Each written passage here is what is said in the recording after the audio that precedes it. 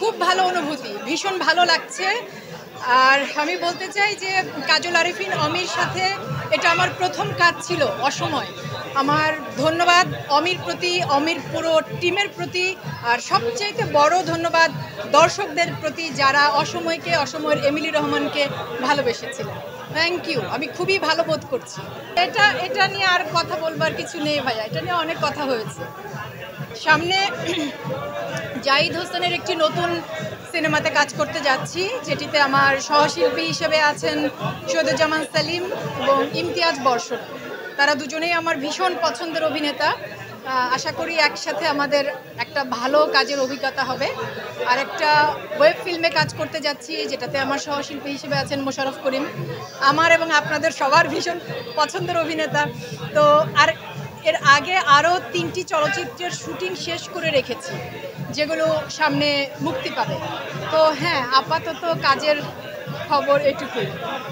আচ্ছা, চেহারাটা তো আল্লাহ বানিয়েছে, উপরওয়ালা বানিয়ে পাঠিয়েছে। তারপর একটু জিনের ব্যাপার আছে, বাবা মা। হ্যাঁ, আর তারপরের যে ব্যাপারটা, আজকে আমাকে সাজিয়েছে আমার makeup artist Samia, signature by Samia. তো ওর কৃতিত্ব। আর আমার কস্টিউম পার্টনার ট্রেন্ডমার্ট। দেখতে যদি ভালো লাগে, কৃতিত্ব ওদের। আর আপনারা যে সুন্দর চোখে দেখছেন তার। আমার আমার আসলে প্রতিটি সহকর্মীর ব্যাপারেই আমার ভীষণ প্রেম আছে, নারী পুরুষ সকল সহকর্মীর প্রতি। তাদের আমি আসলে যে কাজটা ভীষণ উপভোগ করি, তার মধ্যে এটা একটা দারুণ ব্যাপার যে এত এত মেধাবী মানুষজনদের সাথে আমি কাজ করবার সুযোগ পাই।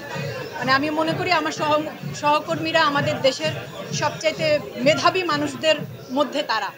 তো প্রত্যেকের ব্যাপারে আমি শুধু মোশাররফ ভাইয়ের কথা বলবো না, আমার প্রতিটি সহকর্মীর প্রতি আমার ভালোবাসা, আমি ভীষণ ভালো বোধ করি তাদের সাথে কাজ করে। দেখা যাক কতদিন থাকা যায়। আর এটা বড় পর্দার ব্যাপারে, বড় পর্দাতে আসলে আমি যেমন চলচ্চিত্রে বিশ্বাস করি, আমি তো আসলে একটু গল্প নির্ভর চলচ্চিত্রে বিশ্বাস করি।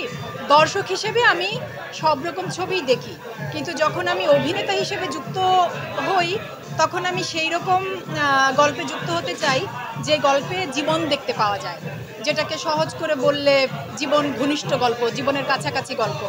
তো সেরকম আসলে বেশ কয়েকটি চলচ্চিত্র মুক্তির অপেক্ষায় আছে। একটি মাসুদ পথিকের বক, একটি কৌশিক শঙ্কর দাসের দাফন, জাহিদ হোসেনের আরেকটি চলচ্চিত্রে কাজ করতে যাচ্ছি।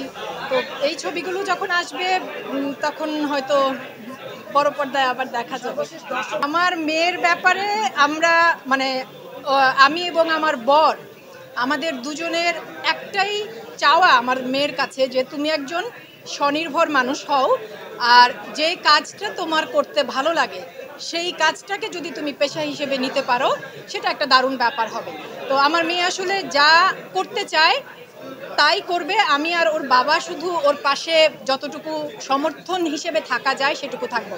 আমি চাই না আমার মেয়ে এটা হোক, ওটা হোক, সেটা হোক, আমি কিছু চাই না। ও যেটা চায় ও সেটা হোক। ভাই, আমার বর একটা ফেরেশতা, এই জন্য।